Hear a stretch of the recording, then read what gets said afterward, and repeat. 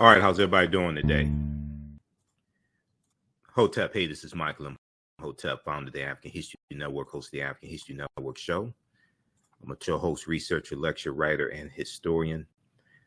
It is Sunday, May 22nd, 2022, and we are live. I want to come on for a few minutes and talk some about a New York Times series that I saw today dealing with Haiti and the Haitian Revolution, and also do a brief overview of a 10-week online course that I teach on Sundays from the Civil War to the Civil Rights Movement and Black Power, 1865 to 1968.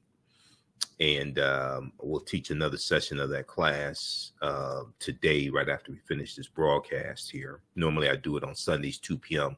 to 4 p.m. Eastern Standard Time. And the Haitian Revolution is one of the things that I talk about in the class. The Haitian Revolution, the Louisiana Purchase of 1803, those are all directly connected. The U.S. Civil War, Civil Rights Movement, Black Power Movement, we deal with all that. But the Haitian Revolution and the Louisiana Purchase, where the U.S. gets 828,000 square miles of land from France for $15 million because France is trying to raise money because they're going almost bankrupt fighting against the Haitians in the Haitian Revolution. All this is connected. So I want to look at, first, I'm going to show you some of the slides in the online class that I teach, but I want to look briefly here at one of the huge articles that the New York Times has that came out May 20th, 2022, okay? Demanding reparations and ending up in exile. Demanding reparations and ending up in exile. This deals with Jean-Bertrand Aristide, who was president of Haiti in 2003. But this also ties to the fact that France forced Haiti with the threat of another war to pay reparations to France. Okay, France demanded 150 million francs, which in Haiti ended up paying $560 million in today's dollars to France in reparations for the Haitian Revolution. But if we look at this quickly here, this is some fantastic reporting done by the New York Times. Constant Mayotte, Catherine Porter, Salim Gebrekadan, and Matt Apuzzo. But Jean-Bertrand Aristide, who in 2003 was the president of Haiti, and he was the first democratically elected president of Haiti. He said this was during he was on stage. This was during an event that was taking place. And he said Haiti deserves reparations from France. Basically, he said reparation boomed Jean-Bertrand Aristide, Haiti's firebrand president, to the cheers of the farmers and workers and students in the crowd. Okay, reparation, Haiti's firebrand president, to the cheers of the farmers, workers, and students in the crowd. The French ambassador, sitting on stage, hid his alarm behind an awkward smile. He knew Jean-Bertrand Aristide well enough. He knew Jean-Bertrand Aristide well enough to expect barbs at Haiti's former French colonizers and slave masters. But on April 7th, 2003, the president suddenly started calling for reparations. President Jean-Bertrand Aristide suddenly started calling for reparations. A bombshell that became a hallmark of his presidency, and diplomats now concede part of his undoing. Diplomats now concede that was part of his downfall and undoing, and while he was taken out of power by France and the U.S. government. Now, the French ambassador said we had to try to diffuse it. We had to try to diffuse it. Yves Goodall said of John Bertrand Aristide's call for reparations, calling it an explosive. Okay, here's a drawing of John Bertrand Aristide and Yves Goodall. So with his remarks, President John Bertrand Aristide tried to excavate a history that remains all but buried in France. Long after the Haitians threw off their shackles in the Haitian Revolution in 1791 to 1803, Haitians declared their independence January 1st, 1804.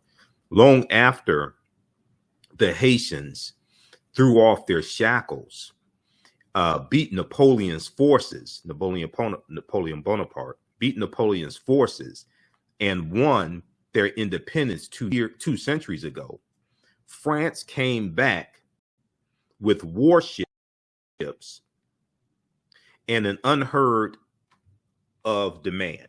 France came back with warships and an unheard of demand that Haitians pay astounding amounts of money to their former slave masters or face war again.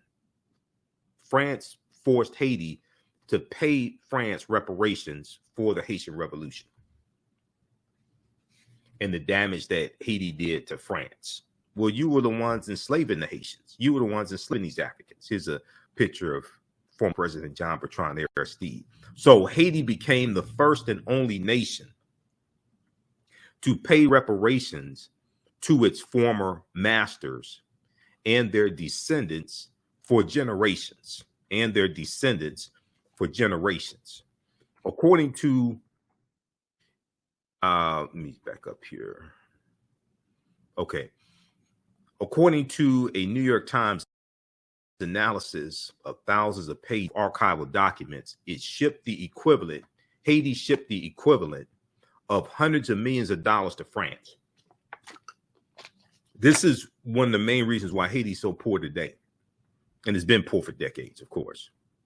It shipped the equivalent of hundreds of millions of dollars to France, setting off a cycle of perpetual debt that sapped Haiti's ability to build a nation for more than 100 years. Setting off a cycle of perpetual debt that sapped Haiti's ability to build a nation for more than 100 years. Yet to this day, the history is not taught in French schools. And many of the country's most prominent aristocratic families are unaware that their ancestors kept collecting payments from Haiti's poorest people,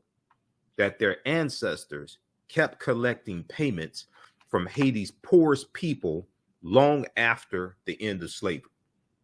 Now, President John Bertrand Aristide, Haiti's first democratically elected president after decades of dictatorship, wanted France to do far more than acknowledge its past. He wanted restitution. President John Bertrand Aristide said, "What beautiful schools, universities, and hospitals we will be able to build for our children," he told the crowd. How much food we will have in abundance. Now, the consequences were immediate and lasting. In interviews that the New York Times did, a dozen French and Haitian political figures recounted how worried France worked quickly and doggedly to stifle President John Bertrand Aristide's call for reparations before siding with his opponents and collaborating with the United States to remove him from power. Okay? Before siding with his opponents and collaborating with the United States to remove him from power. They also had 6 takeaways, the reparations Haitians paid to former slave holders. We'll look at that briefly in just a minute.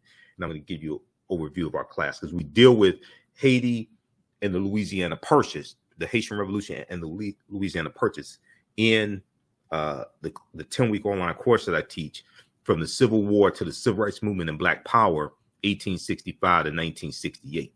Because we open with that. That's how we start the class, because all this history is connected. Okay, I'm gonna post a link here for the course. You can register for it, because I'm gonna teach another session of the course as soon as we finish this broadcast. Normally we do it on Sundays 2 p.m. Eastern Standard Time, but I'm running behind today, so you'll be able to join us in class today. And we do the sessions live.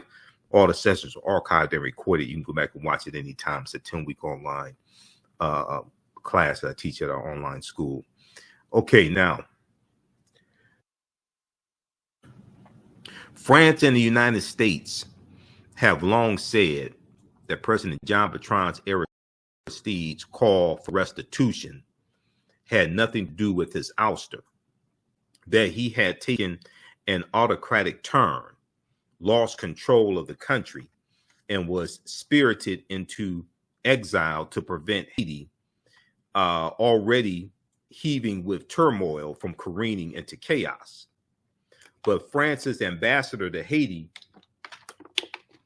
at the time, Thierry Burkhardt, conceded in an interview that France and the United States had effectively orchestrated a coup against President Jean-Bertrand Aristide.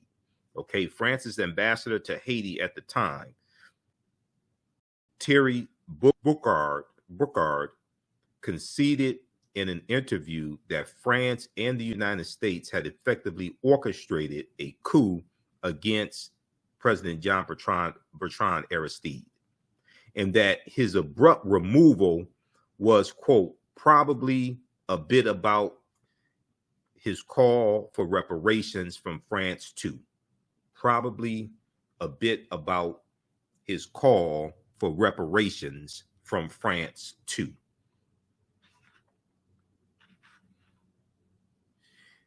So Thierry Burkhardt, ambassador to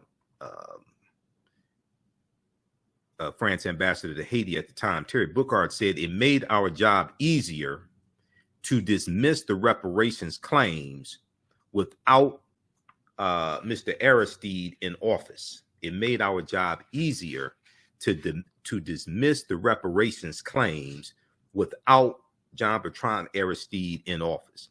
So the showdown underscores how 2 centuries after France forced Haitians to pay their former slave masters, okay, 2 centuries after France forced Haitians to pay their former slave masters for the liberty they had already won in battle, the effects continue to ripple through the politics of both countries. By calling for restitution. Now, it's important to understand, and we deal with this in the class also, it's important to understand, right? Haiti, well, or on the island of Hispaniola, that was originally conquered in 1492 by Christopher Columbus. So you have the Spanish who had control of the island of Hispaniola first. Haiti is on the western third of the island. Then in 1697, France takes over the western third of the island from Spain. Okay. So Haiti, they were victimized by both the Spanish and the French. But it starts with Columbus and the Spanish crown. By calling for restitution, Haiti, a nation born from what historians call the world's first most successful slave rebellion, struck at France's national identity as a beacon of human rights, and threatened to inspire others with historical grievances against France to follow its lead from the Caribbean to Africa. Okay. They threatened to inspire others with historical grievances against France to follow its lead from the Caribbean to Africa. Now, this is a illustration depicting the Haitians fighting against the French in 1791, the Haitian Revolution. Now, Goodall said we were very disdainful of Haiti. We were very disdainful of Haiti. What I think we will never forgive Haiti for deep down is that it is the country that beat us. Okay. It's the country that defeated the French. He's saying what I think we will never forgive Haiti for deep down is that it is the country that beat us. Well, that's because you were enslaving them. And you were exploiting their labor and treating them inhumanely, and they fought back. It's not like they went to your country and did that to you. No, you took over from the Spanish, okay, and you kept bringing in African slaves, and you're treating them inhumanely and exploiting their labor and creating untold wealth for France, and they fought back. I mean, the U.S. was born out of revolution, the American Revolution, 1775 to 1783, against King George III and Great Britain. Even after Jean-Bertrand Aristide's removal in 2004, the calls for restitution have continued to reverberate, leading to a stunning concession more than a decade later by Francois Hollande, France's president, who referred to the money Haiti was forced to hand over as, quote, the ransom of independence, the ransom of independence. Since then, scholars have increasingly explored the history of Haiti's payments. Just this past December 2021, at a conference on the grounds of the French Finance Ministry, one of the most prominent French historians on relations between the two countries, Jean-Francois Brère, called the payments a form of, quote unquote, meta slavery, a form of meta slavery that prevented Haiti from breaking free of France long after independence. He said all French people are affected by the nation's past in Haiti. Okay, said Jean-Marc Ayrault, a former French prime minister. Yet he said French students don't learn about it and few officials discuss it. He said all French people are affected by the nation's past in Haiti. He said French students don't learn about it and few officials discuss it. He said it's never taught, is never explained. And this is largely why France has the wealth that it has today. Okay, so read the rest of this here. Okay, it's so long, and they have 3 like huge articles from the New York Times on this. Demanding reparations and ending up in exile. Okay, the New York Times, May 20th, 2022. This is dealing with the history of Haiti. And this is something that we deal with in the class. When I started reading this morning, I said, wow, I'm teaching this class today also. So I said, we're going to talk about this in the class, and we'll probably talk about it this week on the African History Network show as well.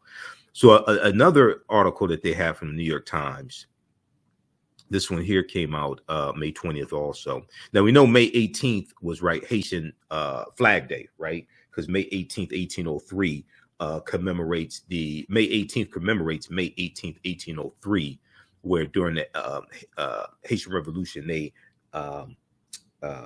adopted the Haitian flag. Okay, so that's what May 18th, 1803. But that's why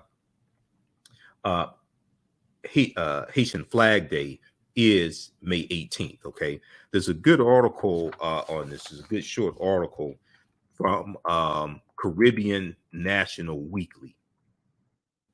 So if you saw like some Facebook posts from some of you, or social media posts from some of your friends that have a Haitian background, okay, on May 18th, and they were talking about Haitian Flag Day. Okay, that's what that deals with. So Caribbean National Weekly. Now this article's from 2020, but May 18th, and it talks about Happy Haitian Flag Day. Okay, and The origins of the holiday. So Toussaint Louverture was captured by the French in 1803. After Jean-Jacques Dessalines and other leaders, let's see if we can increase the size of this. After Jean-Jacques Dessalines and other leaders decided to continue the fight and march on what is now Port-au-Prince in Haiti, they wanted to carry a flag that would represent their troops. On May 18th, 1803, they pieced together a design for the official flag. Since then, May 18th has been known as Haitian Flag Day. May 18th is known as Haitian Flag Day. The design of the new flag began with the French flag made of blue, white, and red bands. The white band was removed to indicate that the French no longer controlled the colony, of Haiti. A woman named Catherine Flon, Flon, sewed the new flag together using vertical bands of blue and red cloth. Blue represented blacks and mixed race people, and red symbolized their blood. Over the years, the nation's flag has been modified several times, but Flag Day itself has remained the same as the day the nation's flag was first sewn together. May 18th is a major national holiday in Haiti. So check that out. And this is from CaribbeanNationalWeekly.com. All right, so if we just very quickly look at this, and I'm going to give you a brief overview of the 10-week online class that I teach, from the Civil War to the Civil Rights Movement and Black Power, 1865 to 1968, because this is some of what we deal with in the class, because we deal with the Haitian Revolution and the Louisiana Purchase and show how they are connected, because of the Louisiana Purchase and the U.S. doubling its territory, this increased the need for African slave labor here in the U.S. This increased the need for African slave labor here in the U.S. But if we just look at this quickly here, 6 takeaways about Haiti's reparations to France. This is from May 20th, 2022 from the New York Times. This is part of that series that they did. I just want to look at page 3 right here. The double debt that started it all. The double debt that started it all. And this deals with 1825, when a French warship bristling with cannons sailed into the port of the Haitian capital in 1825. An emissary from King Charles X came ashore and delivered an astonishing demand. France wanted reparations from the people it had enslaved, the Haitians. France wanted reparations from the people it had enslaved, the Haitians. Ordinarily, the defeated are the ones who pay reparations, not the victors, but not in this case here. Just a decade earlier, France had been forced to pay reparations to its European neighbors after the failed military campaigns of Napoleon, the very emperor whose forces were also defeated by the Haitians. But Haiti was virtually alone in the world with no powerful allies. It was fearful of being invaded and eager to establish trade with other nations, so it agreed to pay. Also, France threatened to go to war with Haiti again if they didn't pay reparations. Now, the demand was for 150 million French francs to be turned over in 5 annual payments, far more than Haiti could pay. So France pushed Haiti to take a loan from a group of French banks to start paying.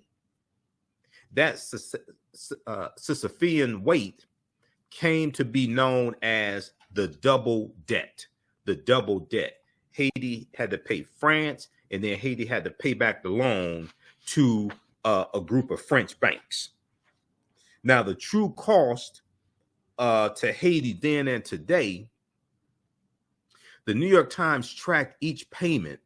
Haiti made over the course of 64 years. In all, the payments added up to about $560 million in today's dollars. But the loss to Haiti cannot just be measured by adding up how much was paid to France and to outside lenders over the years. Okay, the loss to Haiti cannot just be measured by adding up how much was paid to France and to outside lenders over the years. Every Franc ship or ship from France, French ship, every Franc ship, I'm sorry, back up. They're talking about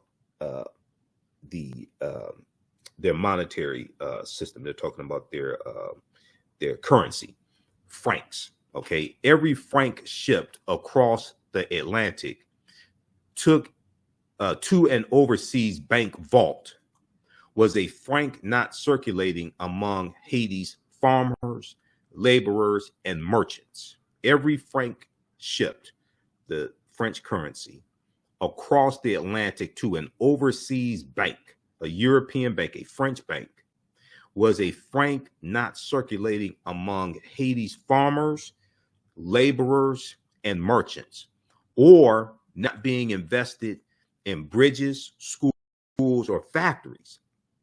The sort of expenditures that help nations become nations, that enable them to prosper.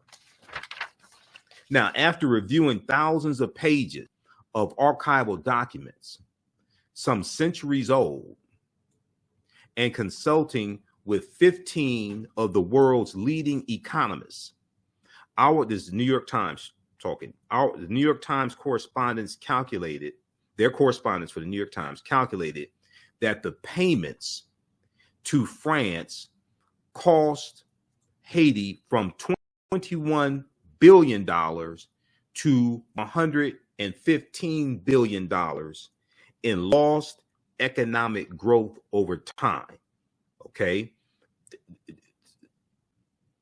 After consulting with 15 of the world's leading economists, their correspondents, New York Times correspondents, calculated that the payments to France that Haiti was forced to make cost Haiti from $21 billion to $115 billion in lost economic growth over time. That is as much as 8 times the size of Haiti's entire economy in 2020. Neocolonialism through debt is how Thomas Piketty, I think that's how you Piketty, one of the economists we spoke with, put it. This drain has totally disrupted the process of state building, he said. Neocolonialism through debt. And that was only the beginning. The double debt helped push Haiti into a cycle of debts that hobbled the country for more than 100 years. And that was only the beginning. The double debt helped push Haiti into a cycle of debts that hobbled the country for more than 100 years. Okay, so you can read the rest of this because they talk about the French banks, and this right here, the French bank that struck gold, right?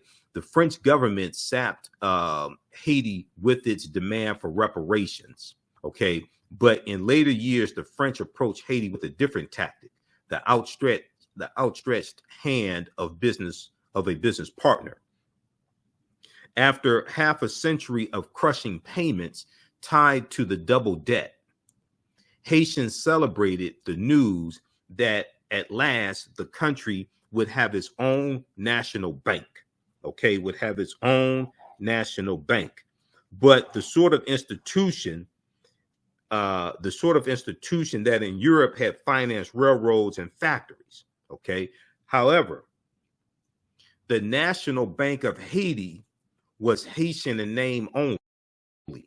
It was of Credit Industriel et Commercial, which was a Paris based bank commonly known as CIC, and its investors. It was actually a Paris based bank, commonly known as CIC, and its investors.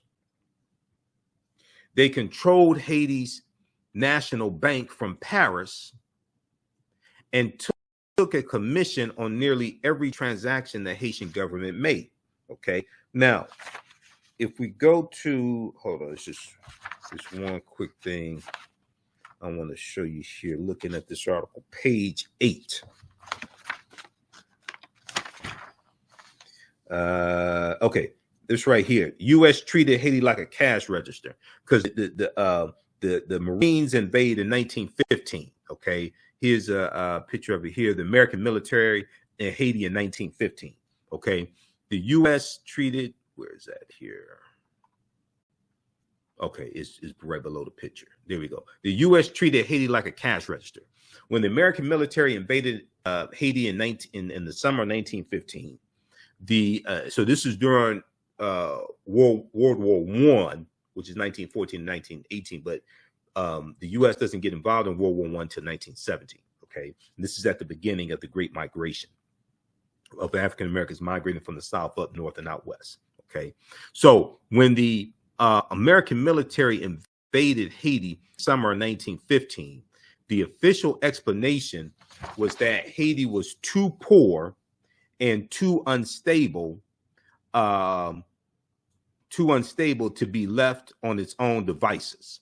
The official explanation was that Haiti was too poor and too unstable to be left to its own devices. U.S. Secretary of State Robert Lansing made little effort to mask his contempt for the African race, quote unquote African race, casting the occupation as a civilizing mission intended to end, quote, anarchy, savagery, and oppression, end quote.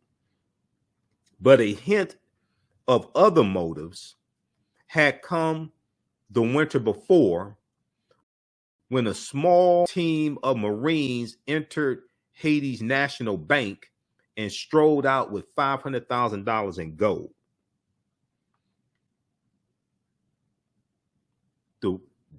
A hint of other motives had come the winter before, when a small team of Marines, U.S. Marines, entered Haiti's national bank and walked out with $500,000 in gold from Haiti's national bank. Within days, it was in the vault of a Wall Street bank. Now, quote, you had the general who led the U.S. forces in Haiti said years later, describing himself as a racketeer for capitalism. He said, I helped make Haiti and Cuba a decent place for the national city bank boys. I helped make Haiti and Cuba a decent place for the national city bank boys to collect revenues.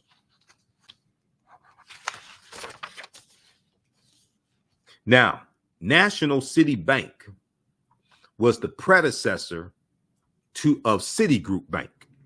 National City Bank was the predecessor of Citigroup Bank, and along with other powers on Wall Street, it pushed Washington to seize control of Haiti and its finances. Washington, D.C. It pushed Washington, D.C.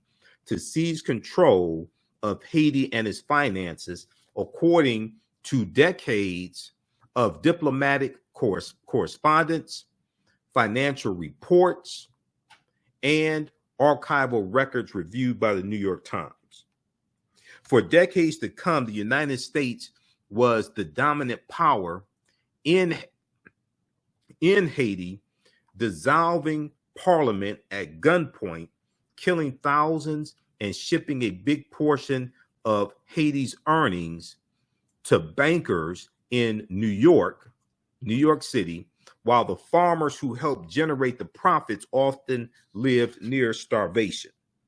Some historians cite tangible gains for Haiti during the U.S. occupation, like hospitals 800 miles of roads, and a more efficient civil service.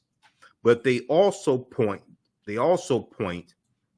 to the American use of forced labor, with U.S. soldiers tying up workers in ropes, making Haitians build roads for no pay, and shooting those who tried to flee.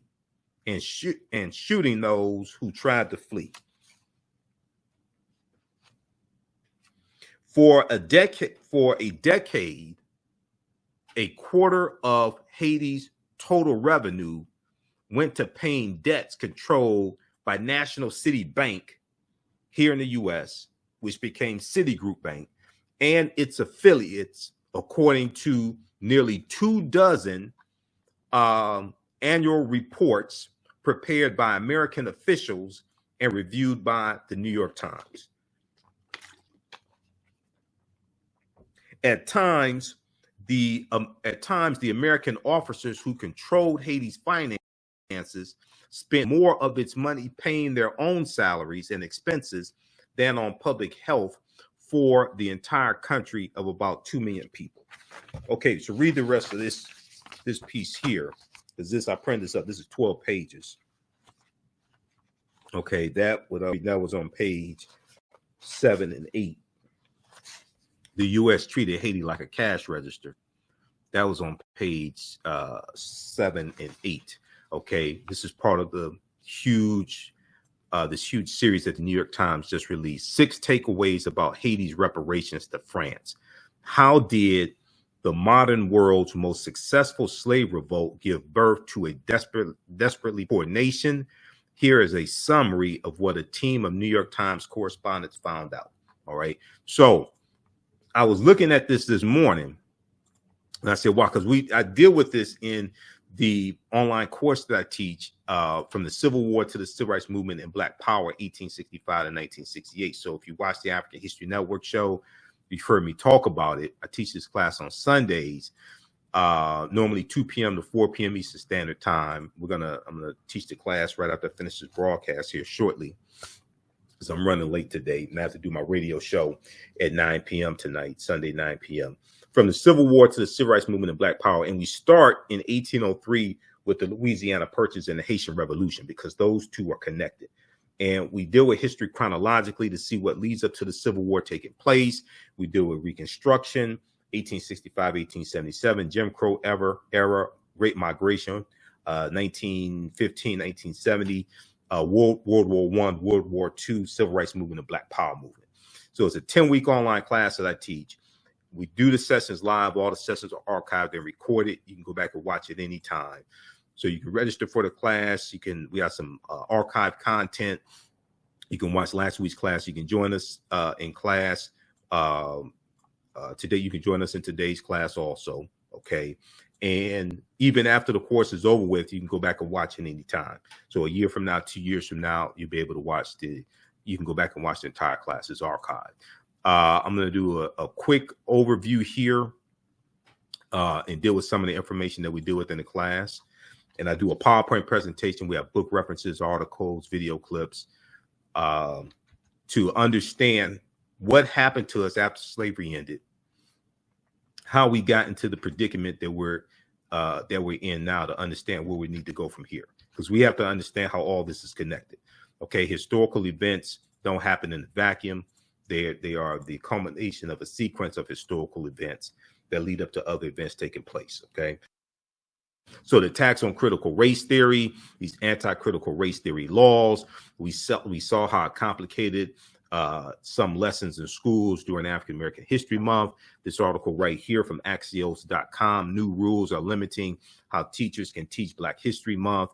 The attacks on critical race theory, the attacks on the 1619 Project, even some type of backlash dealing with Juneteenth, history, teaching about the history of slavery in schools, teaching about white supremacy, racism. All this is connected to the Civil War and Reconstruction. And this is a whole backlash to try to take us back before the 1964 Civil Rights Movement, before the Civil Rights Act, take us really back to the 1890 Mississippi State Convention, where they rewrote the state constitution to oppose poll taxes and literacy tests. This article here from USA Today from, I think this was in 2021, mock slave auctions, racist lessons, how U.S. history class often traumatizes and dehumanizes Black students. Yeah, this one right here. Republican state lawmakers want to punish schools that teach the 1619 Project. USA Today also. This article here from June 2021 dealing with Juneteenth, right? 60% of most Americans know little or nothing about Juneteenth poll finds. Americans are very ignorant of history and very ignorant of law. Okay, and all this comes together. So when we try to get our issues and concerns addressed that come from a historical context, many of the people that we're talking to are ignorant. All right. This article here from the New York Times deals with how 60% of Americans know little or nothing about Juneteenth. I would say a lot of what they know about Juneteenth is false also. All right. So when we look at the Louisiana Purchase, because we start the class out with the Louisiana Purchase, and the U.S. gets of 1803, the U.S. gets 828,000 square miles of land for less than 3 cents an acre from France. Okay, because France is fighting the Haitian Revolution. This doubled the size of the U.S. at the time.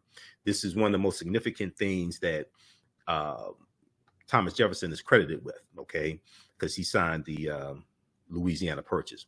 What was known at the time as the Louisiana Territory stretched from the Mississippi River in the east to the Rocky Mountains in the west, and the Gulf of Mexico in the south to the Canadian border in the north. Part or all of 15 states were eventually created from the land deal, which is considered one of the most important achievements of Thomas Jefferson's presidency. Okay, history.com has some good information on the Louisiana Purchase. Here's a map of the Louisiana Territory. We see it here in the middle of the U.S. Louisiana Purchase, 1803 Louisiana Territory. We see the Oregon Country Territory over to my left. We see the territory, Texas and all that, going out west, the lower southern portion. That was all controlled by Spain at this time in 1803. Okay, and then Florida was under Spanish control as well. We know that the U.S. gets control of Spain about 1821. It gets control of Florida from Spain about 1821. All right. And we know that the Spanish come to the U.S. about 1513 when Juan Garrido, the Spanish conquistador, comes into Florida along with Juan Ponce de Leon. Juan Garrido, the African, born in West Africa about 1480, comes into Florida in 1513 with the Spanish conquistador Juan Ponce de Leon.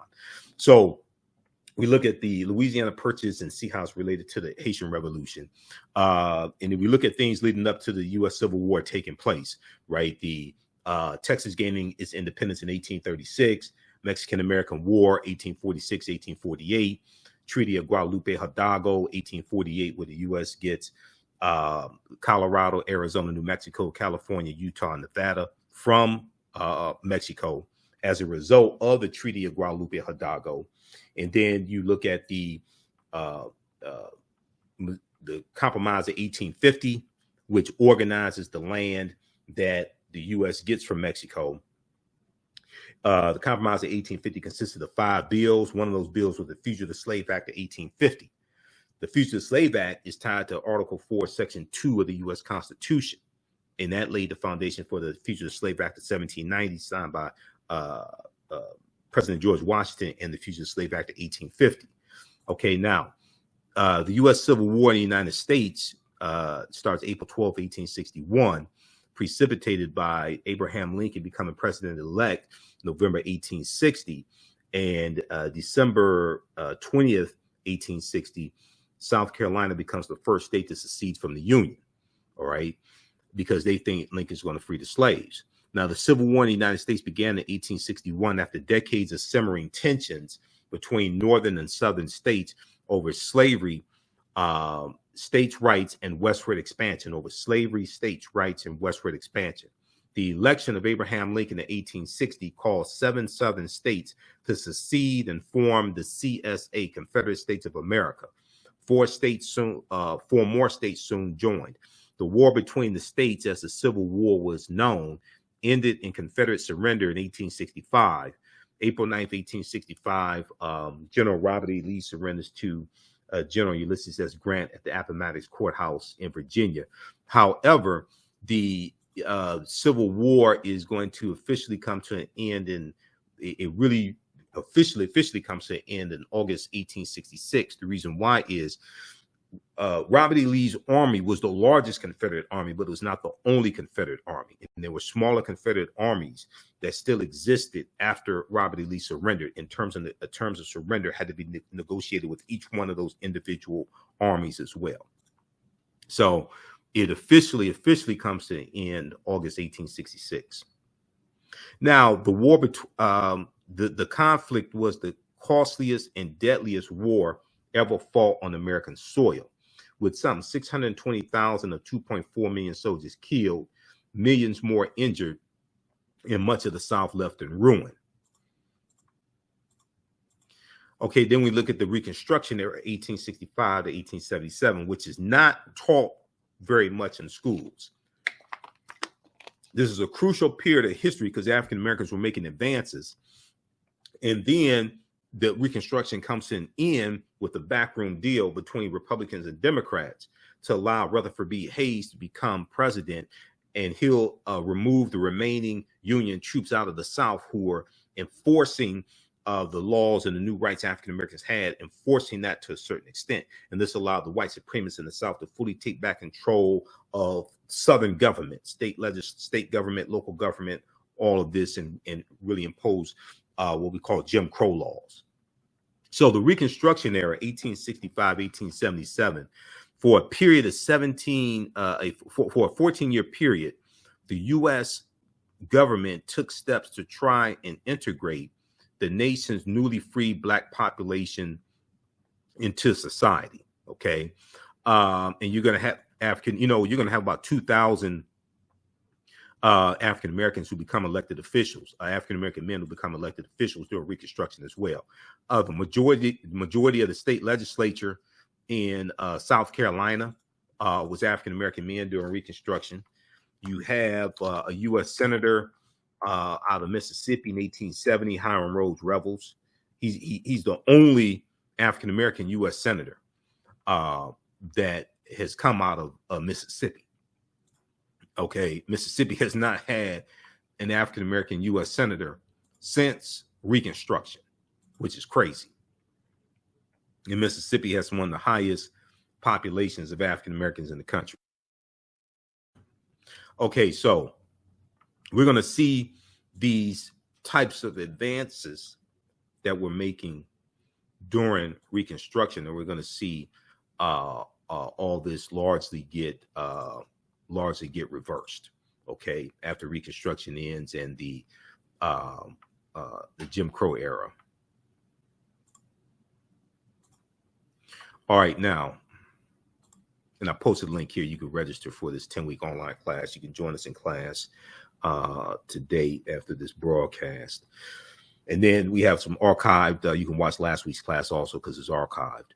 All right, now, between 1863 and 1877, the U.S. government undertook the task of integrating nearly 4 million formerly enslaved people into society after the Civil War bitterly divided the country over the issue of slavery. A white slave-holding South that had built the economy and culture on slave labor was now forced by its defeat in a war that claimed 620,000 lives to change its economic, political, and social relations with African Americans. Okay, now there's a good article. Like I said, we talk about the Mexican-American War. We talk about the which is important to understand because these are things that lead up to the Civil War taking place. The Kansas-Nebraska Act of 1854. As a result of the Kansas-Nebraska Act, the Republican Party was formed in 1854 by groups of abolitionists, and the Kansas-Nebraska Act was passed because you had fierce opposition in Congress And the Kansas-Nebraska Act dealt with leaving it up to the people moving out to the Kansas-Nebraska territory to determine whether or not they wanted to have slavery, as opposed to it being dictated by the federal government. And this, a lot of abolitionists were furious by this. The anti-slavery movement, they were furious by this because they wanted to reduce the number of territories that had slavery. Okay, and this leads to armed conflict in Kansas called Bleeding Kansas, which is about from 1855 to 1859. Bleeding Kansas. Okay, we deal with things like Manifest Destiny, 1845. Special Field Order number 15, 40 Acres and a Mule, Juneteenth, and really explaining what Juneteenth is, separating fact from fiction, 13th, 14th, 15th Amendments to the U.S. Constitution. 13th Amendment is based upon the main architect of the 13th Amendment was Senator Lynn Trumbull, is based upon what's known as the Northwest Ordinance of 1787. Contrary to the language dealing with neither slavery nor involuntary servitude, except as a punishment for a crime whereof the party shall be duly convicted. Okay, that comes from the Northwest Ordinance of 1787. That law already applied to white men. They're giving African Americans the same rights that white men had, especially African American men. That wasn't to re-enslave African Americans, anything like that. That's giving them the same rights that white people had. All right, that research the Northwest Ordinance of 1787. That's where that comes from. No, it did not re-enslave African Americans. That comes from a very poor understanding of history. This is one of the problems with Ava DuVernay's documentary 13th. The premise is false. No, the 13th Amendment did not re-enslave people. That's just nonsense. I interviewed Dr. Darrell Scott, history professor from Howard University, on my show for 2 hours, and he teaches a class at Howard dealing with from slavery to mass incarceration. We went through and dispelled all that nonsense.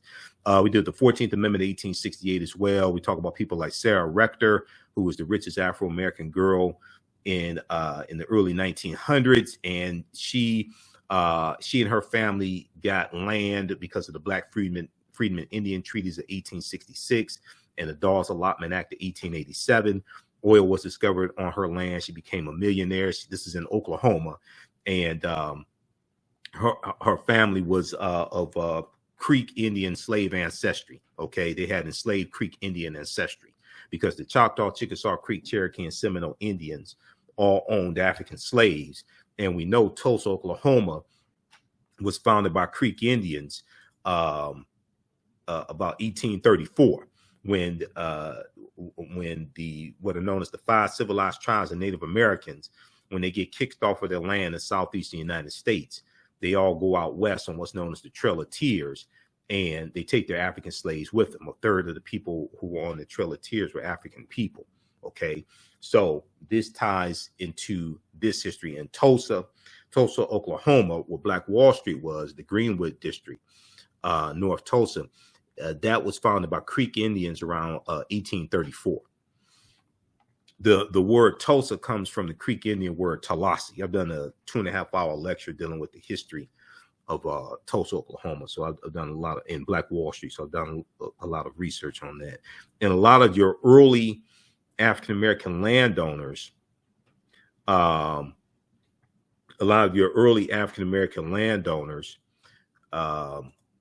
in Tulsa got land because of those Indian treaties, those Black Freedmen Indian Treaties. If you look at the article here very quickly, and then I want to show you this one here from Time Magazine. We're going to get out of here so I can teach this class. If you look at this article from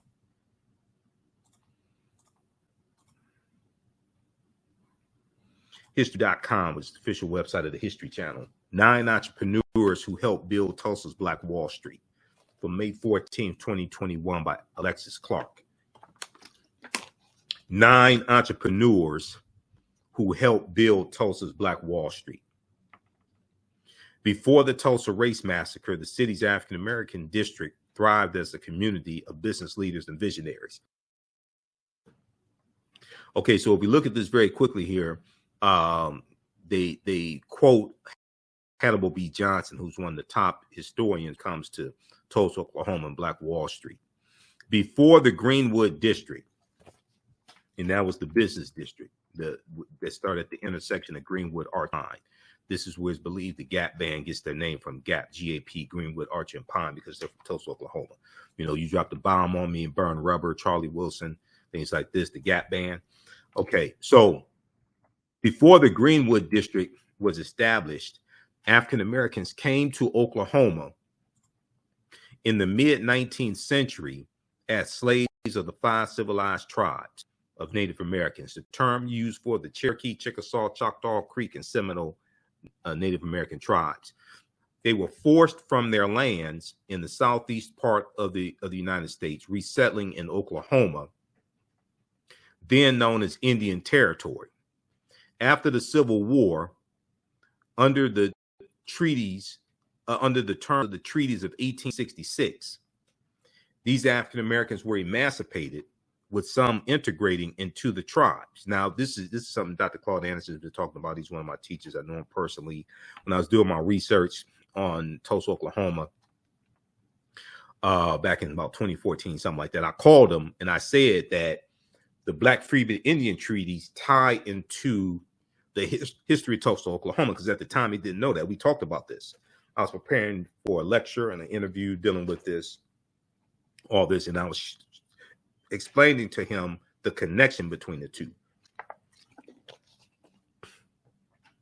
After the Civil War, under the terms of the treaties of 1866, these African Americans were emancipated, with some integrating into the tribes, a relationship that would later provide freedmen with their own land, a relationship that would later provide freedmen with their own land. Now, Hannibal B. Johnson, who's the author, his new book is Black Wall Street 100, an American City Grapples with its historical racial trauma. And he's also the author of this book here that I read for preparation to do my lectures and things like this, dealing with the history of Black Wall Street. This is the first book he wrote on Black Wall Street. This was one of the first real history books dealing with Black Wall Street. This came out in I think it first came out in 1998, and then there was a revision that he did. Okay, this book here, copyright 1998, and I think there was I think he did a revision or something like this. This came out in 1998. Black Wall Street, From Riot to Renaissance in Tulsa's Historic Greenwood District, one of the best books that you'll read dealing with the history of Black Wall Street, by Hannibal B. Johnson. So this is who they're quoting right here. He's one of the top historians when it comes to Tulsa, Oklahoma, and Black Wall Street. He said the relative wealth of some Black folks in Oklahoma comes in part through their connection to the tribes, Native American tribes, and land ownership. The relative wealth of some Black folks in Oklahoma comes in part through their connection to the tribes and their land ownership, says Hannibal B. Johnson, historian and author of Black Wall Street 100, an American City Grapples with its Historical Racial Trauma. The Dawes Act, the Dawes Allotment Act of 1877, which redistributed 138 million acres of land. The majority of it is supposed to go to Native Americans and Black Indians, things like that. 2/3 went to white people. This is where you get the $5 Indian from. White people learned about this, and you had to anglicize your name to have your name added to the Dawes rolls. This is one of the requirements. So white people, Europeans here, paid $5 to have their names added to the Dawes rolls so they can get this land. The Dawes Act of 1887 authorized the government to divide tribal territories into allotments for individual Native Americans, which included Black members. This is how Sarah Rector and her family gets the money, gets the land. As word spread that Indian Territory was a safer place for African Americans to settle between 1865 and 1920, more than 50 Black townships were founded in Oklahoma. So when the Tulsa Race Massacre happens June 1st, 1921, and Tulsa is largely destroyed, the North Tulsa is largely destroyed, we rebuilt Black Wall Street. We rebuilt the Greenwood District. We rebuilt North Tulsa with our own dollars and the help of the surrounding Black townships. That's the most magnificent part of this story that does not get told. Hannibal B. Johnson deals with this in his book, and I talk about this in my lectures. Black Wall Street, from riot to Renaissance in Tulsa's historic Greenwood District. From riot to Renaissance, he deals with us resurrecting it as well. In about 1926, Dr. W.B. Du Bois visited North Tulsa, and he talks about how it was thriving again, and they had businesses back and things like this. This was in 1926. This is 5 years after the race massacre. Okay, so read this article here from history.com, 9 entrepreneurs who helped build Tulsa's Black Wall Street. Okay, then you have this one here, also from history.com. This deals with, because we talk about this in my class, this deals with the Louisiana Purchase. The Louisiana Purchase was driven by a slave rebellion, and it deals with the connection between the Louisiana Purchase and the Haitian Revolution, and how the Louisiana Purchase increased the need for African slave labor here in this country, because it doubled the territory of the U.S. at the time, which increased the need in some of those territories. The U.S. carves out about 15 states out of the land they get from France, and in some of those states they're going to have slave labor, but they're going to have slavery. But the purchase was also fueled by a slave revolt in Haiti, and tragically, it ended up expanding slavery in the United States. Okay, so lastly, I want to look at this article here. This shows the connection between the Reconstruction era, which is 1865 and 1877, in a period that we deal with in the class, from the Civil War to the Civil Rights movement and Black Power, 1865 to 1968. But this talks about this article here from Time magazine that came out January 12, 2022. This deals with how the history of Reconstruction is being incorrectly taught in schools all across the country. A new report finds that 45 states are failing to teach students about the period that shaped race relations after the Civil War. A new report finds that 45 states out of 50, okay, are failing to teach students about the period that shaped race relations after the Civil War. This is by Olivia B. Waxman, January 12, 2022, for Time magazine, time.com. In the aftermath of the insurrection a year ago, the January 6, 2021 insurrection incited by Benedict Donald, the traitor-in-chief, okay? In the aftermath of the insurrection a year ago at the U.S. Capitol, many leading historians drew parallels between the violence that we saw January 6, 2021, and the Reconstruction era, 1865 to 1877. The period of political revolution, directly following the American Civil War. Quote, the events, historian Eric Foner said, the events we saw reminded me very much of the Reconstruction era and the overthrow of Reconstruction, which ends in 1877, which was often accompanied or accomplished, I should say, by violent assaults on elected officials. Eric Foner is a Pulitzer Prize-winning historian and author of the book Reconstruction, America's Unfinished Revolution, 1863 to 1877. He said this in an interview with the New Yorker, published a week after the January 6, 2021 insurrection. We saw these domestic terrorists storming the U.S. Capitol building, assaulting over 140 police officers, talking about hang Mike Pence. Some of them erected gallows outside. They were looking to do harm to members of Congress. Okay, violent assaults on elected officials. This is what we saw during the Reconstruction era. All right, now scholars are studying the aftermath. Scholars say studying the aftermath of the Civil War can help put in context many of the most seminal events in U.S. recent years, from the brutal murder of George Floyd by police in 2020 to the voter suppression laws enacted by black voters, enacted after black voters played a big role in helping Joe Biden and Kamala Harris be elected president and vice president in 2020. But despite the timeliness of the era in today's climate, many students in American schools will not get a full education of Reconstruction until they get to college, because it's not taught in most schools. 45 out of 50 states are not teaching, are failing to teach students about Reconstruction. Okay, so read this article here from time.com, Time magazine.